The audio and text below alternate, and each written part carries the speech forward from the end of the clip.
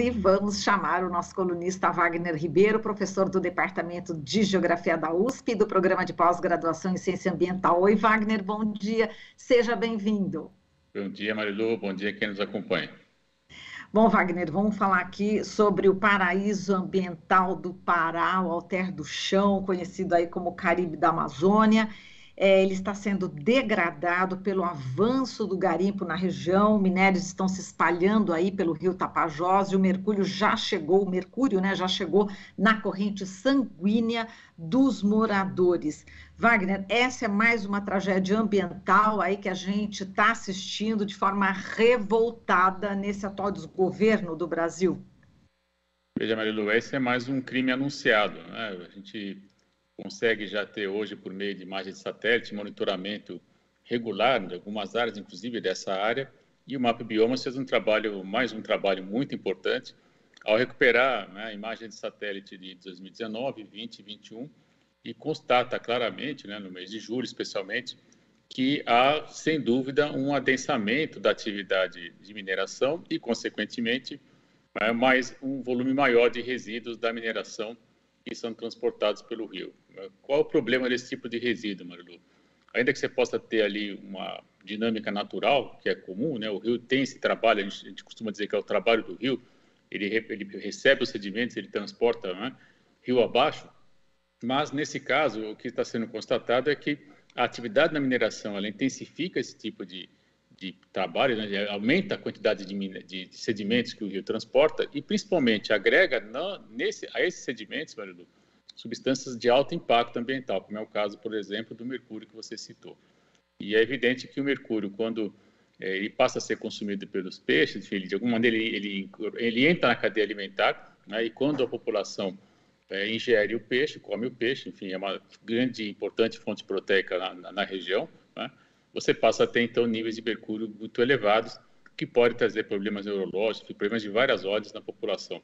Então, é, de fato, uma cadeia, né, já prevista, né, e que ganhou muita intensidade nos últimos anos a partir desse desmonte ambiental que o governo Bolsonaro promove e, ao mesmo tempo, um estímulo, né, claramente, à mineração, inclusive mineração ilegal. Embora o ICMBio tenha feito uma pequena nota dizendo que coíbe qualquer tipo de ação de mineração ilegal, mas nós sabemos que pela intensificação da atividade, e principalmente porque ela é conhecida, sabe onde está, né? Você não instala um equipamento de mineração de um dia ou outro, você consegue monitorar a presença, a chegada desse pessoal, né?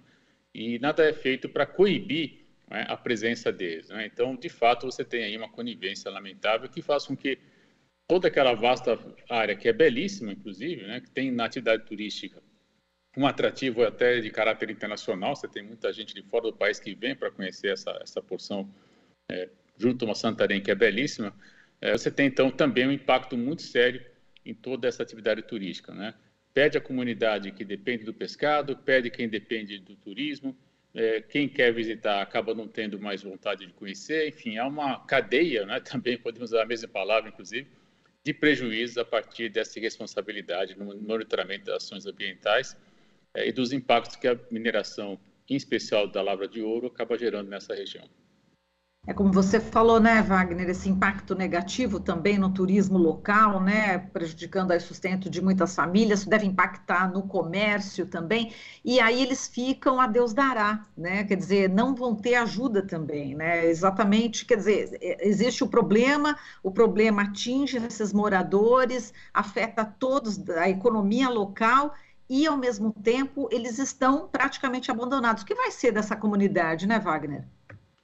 Essa é uma questão central, né? Você não tem nenhum tipo de apoio para as comunidades diretamente afetadas, sejam povos originários, sejam quilombolas que também se encontram na região, sejam os ribeirinhos ou beiradeiros, enfim, e também o setor mais amplo, né, que tem atividade urbana, que, como você disse bem, são pousadas, comércio, restaurante, né? Você tem serviço de deslocamento de pessoas, enfim, que passa por táxi, outros tipos de atividade que você tem lá também, mototáxi, enfim, você tem um volume, né, de pessoas muito grande afetado e que fica aí desamparado, né, já que o governo federal, além de promover o avanço desse tipo de ação irregular, também não está preocupado em promover ações de abrigo social, né, políticas públicas que possam, de alguma maneira, amortecer o impacto dessa atividade que ele gera.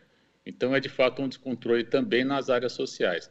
Agora, nos termos ambientais também, nós temos aí do lado a Flona do Tapajós, que é uma floresta nacional, né, que tem, portanto, um importante também papel de conservação ambiental e que também está sendo afetada, né? Nós temos colegas lá na UFOPA, no nosso doutorado interinstitucional que está quase acabando, né, o DINTER, colegas geógrafos que já fizeram alguns trabalhos mostrando, inclusive, o quanto que esse tipo de ação também impacta, né, em toda a dinâmica da flora que está lá perto. Houve denúncias de tentativa de diminuição da própria flora, enfim, você tem aí um pacote de ações que é feita, né? Esse governo nada é muito, aparentemente é descoordenado, mas não é, aparentemente é atabalhoado, mas não é. Você tem aí, de fato, um conjunto de ações, né, que leva, infelizmente, às consequências como a gente está assistindo. Então, você tem contaminação da população, falta de assistência à população, problemas ambientais gravíssimos, né? Inclusive com implicações de mais monta, né? Porque a potência do rio é de tal ordem que esses sedimentos são transportados quilômetros abaixo, né? Então, você passa a ter uma vasta área de impacto. Aí nada disso está sendo acompanhado, monitorado pelo governo, em que pese a sociedade civil, por meio de ações como o Mapa Biomas, por exemplo, está denunciando esse tipo de ação. Isso é lamentável, enfim, esse descaso do governo é lamentável. Como dizia há pouco um dos que estavam sendo entrevistados, nós temos que ter tudo isso muito bem equacionado, né, na ponta do lápis para a votação desse ano, né? Precisa votar em quem não está voltado para esse tipo de ação, em quem está apostando no outro modelo de país, no outro modelo de inserção da Amazônia no Brasil e no mundo. Exato. Agora, Wagner, falando ainda da questão da saúde humana, né, desse impacto, né, que esse mercúrio vai provocar no corpo das pessoas, ali ao terra do chão, a Universidade Federal do Oeste do Pará identificou níveis de mercúrio no sangue dos moradores 10 vezes acima do recomendado, né? O sistema de saúde, a gente já sabe que realmente agora, ainda mais com a pandemia, está superlotado e a gente não tem recursos, né? Não temos recursos, o governo não dá recursos, né, para a saúde, educação, enfim. Como é que vai ser também esse acompanhamento, na sua visão, esse acompanhamento dessas pessoas que já estão contaminadas e certamente vão precisar de um acompanhamento médico? E aí um abraço para a Petra também, que está participando conosco hoje, aí, ao do Wagner. Tocar a campainha, eu estou sozinho aqui, não vou poder atender a porta agora, vai latir um pouquinho, mas enfim, peço desculpas aí. Coisas das nossas lives, novos tempos. Vai ficar a campanha de fundo aí também, mas enfim, veja, mas a população de fato continua desassistida, né? Infelizmente, você tem aí, além da pandemia, além das doenças crônicas, né? Além, no caso da região, a malária também é uma questão séria, a febre amarela também é uma questão séria, né? Você tem aí um conjunto de ações já que já trazem muitas preocupações. Você passa a ter, então, mais um elemento, né, inclusive, de que pode gerar um nível de complexidade de serviço de saúde maior do que pode ser oferecido, por exemplo, em Alter do Chão, que é uma vila menor, né, e, eventualmente, tendo que deslocar a população até Santarém e, em outras situações, deslocar até Belém. Porque nós sabemos que os serviços de saúde eles são montados com níveis de complexidade. Tem um nível mais básico, né, um nível intermediário, e é evidente que as doenças de caráter neurológico, elas têm, de fato, implicações de maior monta, o que levaria, inclusive, a um custo maior, que é deslocar a população para centros maiores, né? Uma passagem aérea de Santarém a Belém, Marilu, é caríssima, né? A população, em geral, não consegue pagar. O percurso de barco dá 48 a mais horas, porque, eu digo a mais porque você tem aí, de fato, uma variável importante, que é a própria dinâmica do rio, uma chuva mais intensa. Então, a gente tem aí, de fato, grandes desafios também no campo da saúde, né? E tudo isso tem que ser ponderado para poder, de alguma maneira, minimizar esses efeitos junto à população. Mas o problema é não deixar chegar nesse nível de contaminação, né? Tem todo um a priori que poderia estar sendo proposto aí para evitar que a prevenção, né, do problema, que é como se trabalha hoje em termos de saúde, você prevenir o problema em vez de fazer com que ele se instale como já está posto lá, como confirmam muito bem as colegas da UFOPA. Exatamente. Agora, nesses tempos que a gente está fazendo, né, virtual, o Wagner, outro dia também, o nosso querido professor Reginaldo Nasser teve que sair um minutinho justamente para abrir a porta para o cachorro sair. Se você quiser atender sua porta. Enquanto eu conto aqui a notícia do Ricardo Lewandowski, não sei se agora a pessoa que estava tocando a sua campainha já saiu. Eu mas tenho a impressão que ela já desistiu, viu? já desistiu, então tá bom. O que eu falo é o seguinte, de repente eu vou contando a notícia aqui do Lewandowski, que você já sabe qual é, resolve o problema e quando você chegar, você comenta. Mas tudo bem, já está resolvido esse problema, então vamos ao Lewandowski. O ministro Ricardo Lewandowski, do Supremo Tribunal Federal, suspendeu na última segunda, né, parte do decreto do presidente Jair Bolsonaro que permitiu a construção de empreendimentos considerados de utilidade pública em áreas de cavernas. Enfim, durante a nossa conversa eu vou também colocar as aspas aqui do ministro, mas enfim, inicialmente, como é que você viu essa decisão, né, do Lewandowski, que considerou a norma aí um verdadeiro retrocesso na legislação ambiental? Veja, Mariana, nesse aspecto, sem dúvida, né, o ministro Lewandowski e o STF está salvaguardando a Constituição brasileira. Né? O artigo 225 ele é muito explícito, muito claro, né? Foi uma grande batalha para inseri-lo na Constituição e ele está sendo muito bem protegido, eu diria, por meio dessa ação, que é justamente o compromisso de manter, para as gerações atuais e para as gerações futuras, a intocabilidade de áreas sensíveis, como é principalmente uma caverna, né, que é, sem dúvida, um ambiente muito sofisticado, né? Você tem ali processos geológicos muito singulares, você tem espécies que estão muito bem adaptadas lá, né? E, evidentemente, perder esse legado natural é, de fato, um prejuízo de grande monta para a população brasileira, né? Porque aí você pode ter, enfim, descobertas, né, de curto e médio prazo que podem, de alguma maneira, gerar aí benefícios para a própria sociedade. Então, quando ele faz esse tipo de ação, ele está lembrando muito bem, ele, inclusive, se você... imagino que você vai ler as aspas, ele claramente remonta, né, que esse tipo de ação estaria afrontando a Constituição brasileira. Então, ele acerta de maneira bem precisa, eu diria, né, pela manutenção e pela salvaguarda do interesse geral da população brasileira, que tem aí um vasto e importante patrimônio ambiental brasileiro que tem que ser preservado, conservado, e é o caso justamente envolvendo as cavernas. Wagner, a gente viu aqui a notícia, né? Enfim, a maior parte das cavernas fica em Minas Gerais, são mais de 21.500 cavernas e a maior parte delas fica em Minas Gerais. E já é um estado realmente que já está sofrendo demais, né, com os impactos da mineração e ainda mais essa questão, né, essa ideia do governo Bolsonaro em querer explorar as cavernas e agora o Lewandowski já dando uma cortada, vai ser importante, né, porque aquele estado realmente está em sofrimento ambiental, né? Veja, quando a gente fala em termos de mineração, né, e de formação de relevo, de aspectos geológicos, né, Minas Gerais é de fato um estado muito singular, né? Isso teria que dar uma aula de geologia para poder mostrar o que faz com que tudo isso ocorra naquela porção do país, né? Mas você tem em linhas muito amplas, né? Áreas mais antigas, né, que passaram por processos de falhamento, etc. Isso tudo levou aí à configuração por aquecimento, por pressão de uma singular ocorrência mineral importante, né, para o país em termos econômicos, mas também com formação de cavernas. Os ambientes kársticos que formam as cavernas também estão concentrados lá. Você tem também aqui na região sul do estado de São Paulo, sudeste, na verdade, né? Enfim, então são onde são mais conhecidas, digamos assim, as cavernas. Na Bahia você encontra também, né, importantes formações, né? Então é preciso olhar a singularidade de cada uma dessas cavernas, né, para que a gente possa ter, inclusive, uma política bem definida do que é fundamental preservar, não ter nenhum tipo de atividade e quais seriam, né, de alguma maneira, possíveis, por exemplo, de ter uma atividade turística controlada, né?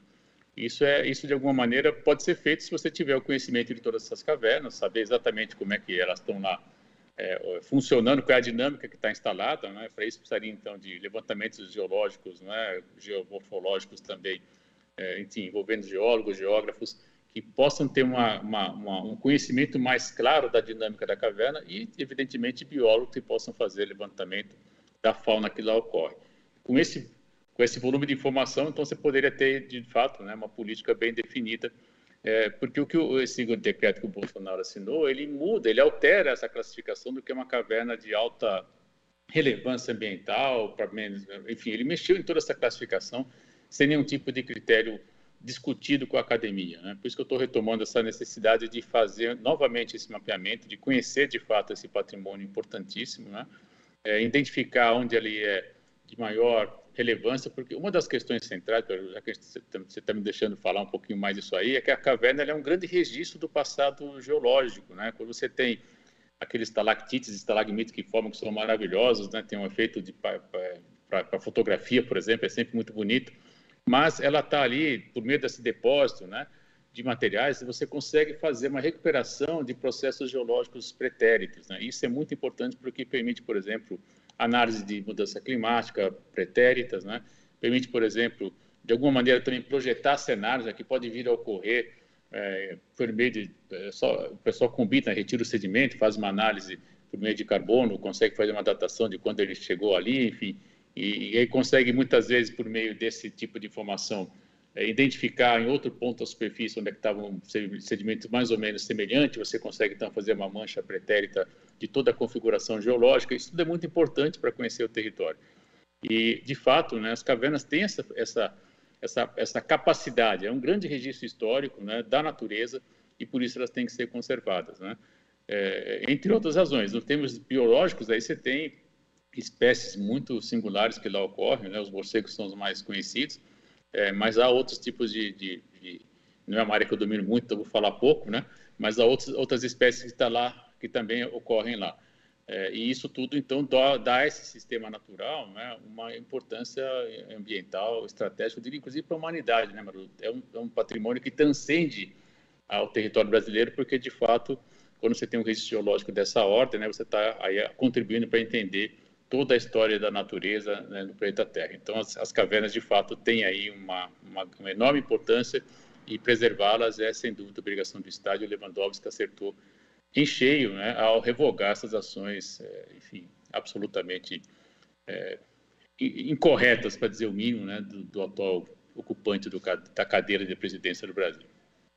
Exato, e o Lewandowski já falou que você já falou em ocasião anterior, né, que essa ameaça, né, de espécies em extinção, aumentando o risco à saúde humana, né, com o potencial de surgimento de novas epidemias ou até pandemias, você já falou isso já em outra oportunidade, e ele diz que esse decreto do Bolsonaro imprimiu um verdadeiro retrocesso na legislação ambiental pátria ao permitir, sob o manto de uma aparente legalidade, que impactos negativos de caráter irreversível afetem cavernas consideradas aí de máxima relevância ambiental, bem assim a sua área de influência, a possibilidade essa expressamente vedada pela norma anterior. Citou também a Constituição brasileira, né, que defende exatamente todo esse patrimônio ambiental. Enfim, a postura dele, acaba sendo corroborada, né, por todos os ambientalistas, né? Existe aí uma equipe também que assessora, não é isso? O STF nesse âmbito, não é? Ele está muito bem informado, não é, Wagner? Sim, Marilu, o STF tem também, né, o conjunto de apoio técnico, digamos assim, que quando aí também tem uma questão, enfim, mas muitas vezes eles escutam outras pessoas, né, leem documentos, enfim, promovem também reuniões de caráter técnico, né? E isso tudo fundamenta muito bem essa decisão, que me parece bastante acertada, né?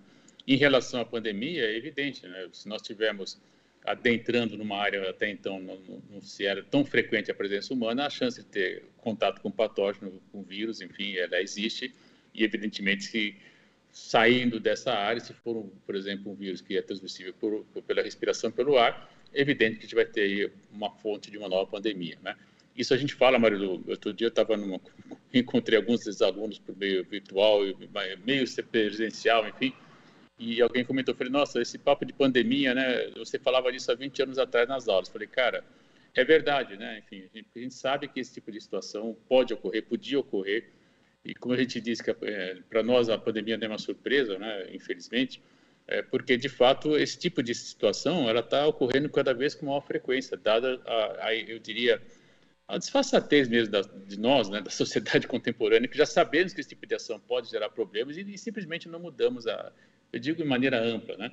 As pessoas deviam ter um pouco mais de clareza de que, ao entrar num ambiente como esse, você pode sim, de fato, ter contato com patógenos, com seres, com vírus, né, que estão lá, e, eventualmente, ter consequências seríssimas para a saúde pública, porque quando você sai de um ambiente desse e convive com outros seres humanos, você está aí transmitindo com as consequências, por exemplo, que a SARS-CoV-2 está trazendo. E aí um aluno lá, enfim, lembrou também, né, que a gente olha dos últimos 10, 15 anos, enfim, 20 anos, realmente a ocorrência de pandemias, ela só aumenta, né? Você tem há 30 anos atrás, grosso modo, tivemos AIDS, depois tivemos, grosso modo, H1N1, Zika, chikungunya e agora o SARS-CoV. Então, se você vai fazer uma conta, em 30 anos, 5, 6, 7, 8 pandemias aí, né? É claro que essa, infelizmente, ela ganhou um caráter mais amplo, né?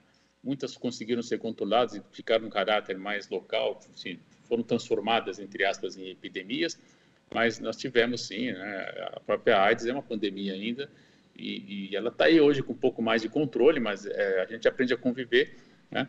E não estamos, acredito eu, com capacidade de enfrentar uma segunda pandemia associada da Covid, né? Então, de fato, promover uma ação de ocupação de caverna nesse momento é, sem dúvida, ampliar ainda mais a possibilidade de contato com patógenos, assim como também o desmatamento. A gente tem insistido nessa tecla, né? Quando você desmata, você está diminuindo a área natural onde vivem as espécies, evidentemente que elas vão ficar mais próximas de nós, sociedade, de nós humanos, e evidentemente que esse contato pode aumentar, né? Então, de fato, outra ação também que contribui para possíveis novas pandemias. E as mudanças climáticas também, né? Que nós sabemos que tem aí muitos vírus, patógenos, enfim, que estão congelados nas calotas polares, no solo, né? Por exemplo, no permafrost que está junto aos polos. Isso tudo, se voltar né? Você tem a diminuição da temperatura, você aumenta a temperatura, desculpa, você tem a diminuição dessas áreas e, evidentemente, nós podemos ter contato com esses seres também. Então, de fato, são ações que já são conhecidas, já eram faladas há 20, 30 anos atrás e que, nessa conversa muito agradável com os alunos aí, foi relembrado, né? De fato, a gente tem aí essa situação, não é novo, né?